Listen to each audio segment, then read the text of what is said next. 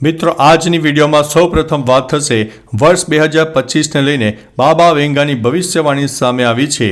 બાબા વેંગા વર્ષ 2025ને લઈને ભવિષ્યવાણી કરી હતી। બાબા વેંગાના જણાવ્યા અનુસાર 2025માં યુરોપમાં ભારે યુદ્ધ થવાની સંભાવના છે અને રાજનીતિક અસ્થિરતા જોવા મળી શકે છે। આ ઉપરાંત યુરોપમાં જનસંખ્યામાં પણ ભારે ઘટાડો જોવા મળી શકે છે।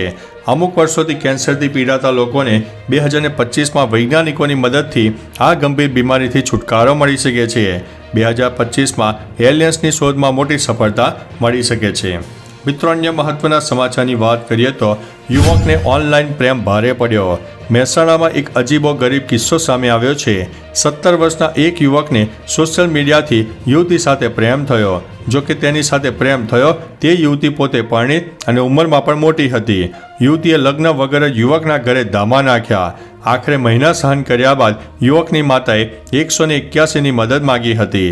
હાલ યુવતીને આશ્રય ગૃહમાં મોકલી આપીને તેના પરિવાર સાથે જે કોઈ પ્રશ્ન હોય તેનું સમાધાન માટેનું માર્ગદર્શન કરાયું હતું।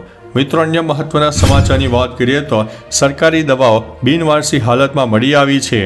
હાલોલ તાલુકાના વાવડી ખેરાપ વિસ્તારના ગૌચરમાં સરકારી દવાઓ બિનવારસી હાલતમાં મળી આવ્યો છે।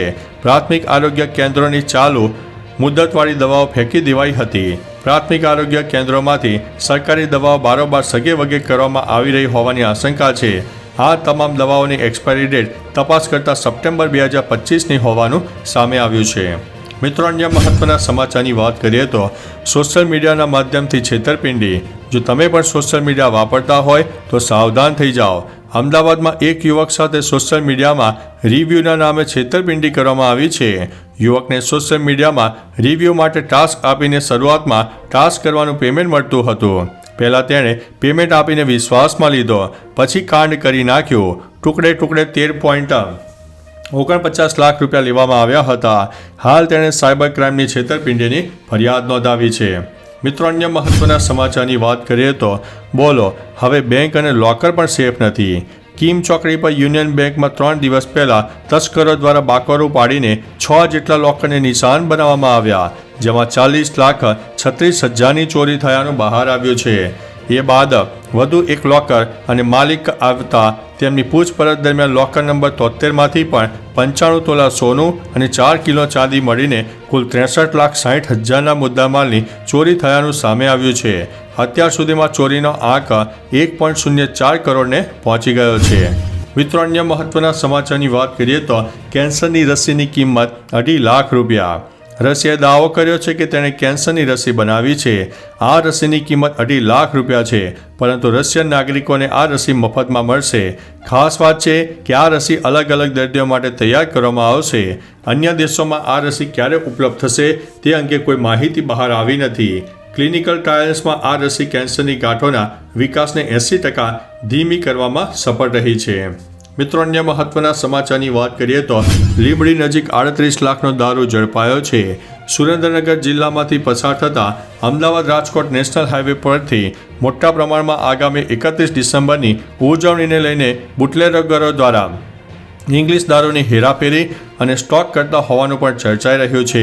ત્યારે એલસીબી પોલીસે બાતમીના આધારે પાણસીણાથી લીંબડી તરફ આવતા એક ટ્રકમાંથી મોટા પાયે ઇંગ્લિશ દારૂના જથ્થા સાથે 2 શખ્સને ઝડપી પાડીને કાર્યવાહી હાથ ધરી છે। મિત્રો અન્ય મહત્વના સમાચારની વાત કરીએ તો નેપાળમાં 4.8ની તીવ્રતાનો ભૂકંપ।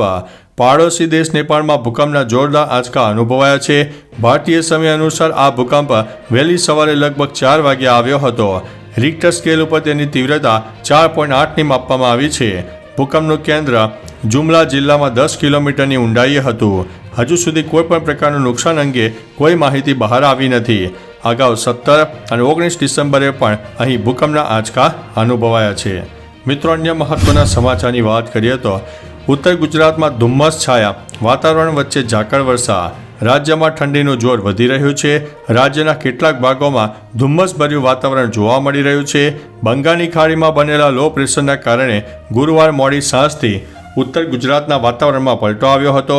બીજા દિવસે એટલે કે શુક્રવારે સવારે ઝાકળ વર્ષા થઈ હતી।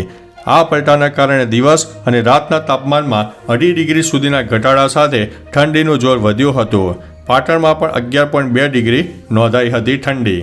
મિત્રો અન્ય મહત્વના સમાચારની વાત કરીએ તો 31 ડિસેમ્બર પહેલાં વિદેશી દારૂના જથ્થા સાથે એકને જબ્બે કરવામાં આવ્યો છે. 31 ડિસેમ્બરની ઉજવણી પહેલાં બુટલેગરો દારૂ સપ્લાય કરવા અવનવા કિમિયા અપનાવતા હોય છે.